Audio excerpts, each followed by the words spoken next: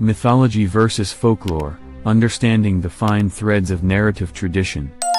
Mythology and folklore are two things often mentioned in tandem, and though in some cases they are very similar, they aren't the exact same. So, what is the difference between folklore and mythology? Similarity between mythology and folklore. For us to differentiate between the two, we first must understand what makes them so similar at their very core. Both mythology and folklore in basic terms are a form of storytelling, perhaps the most ancient forms of narrative we have available to us today.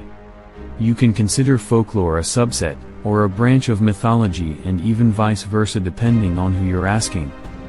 But often, it does feel like folklore is the small fish in the much bigger pond, that is mythology. Where the difference between them can really be seen is within the stories themselves and what they attempt to explain to us. What is mythology? Mythology often derives from what many consider to be sacred texts. It aims to tell us about the time before we existed, how we and everything around us was created. These stories were often held as the truth, and so they became part of many people's religion.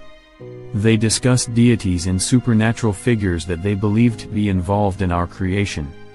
At a time when our scientific knowledge was very limited, these stories provided explanations to things that we've only really begun to understand.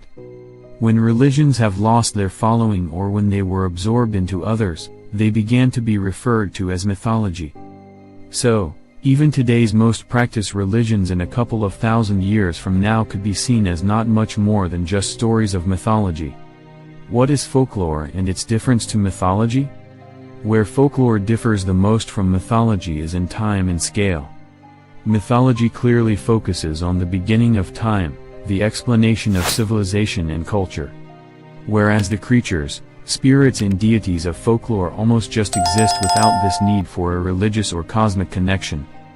Folktales are told on a much smaller scale and often tend to be exclusive to a specific village, town, or city.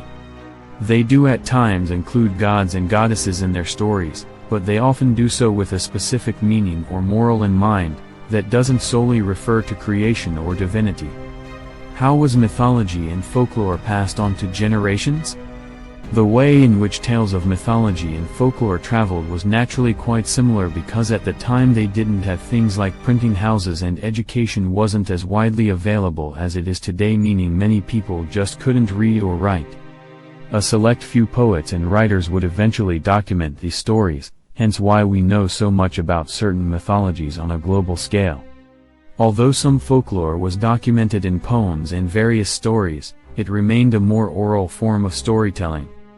A legend that you might have heard of about a witch or monster might be quite different, or even remarkably similar to one on the other side of the globe, and it's likely that you'll never know because many of these folktales are passed down through songs and dances. We all have that one story or legend local to our town or city. Japan is quite a good example of a country that has a large amount of mythology and folklore that coexist.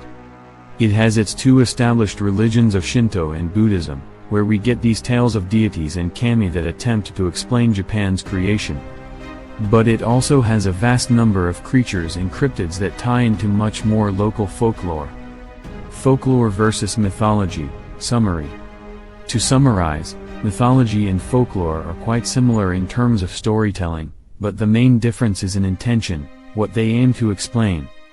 One attempts to explain the universe to us, mythology, and the other is a much smaller scale of storytelling that focuses on specific areas and individuals, folklore.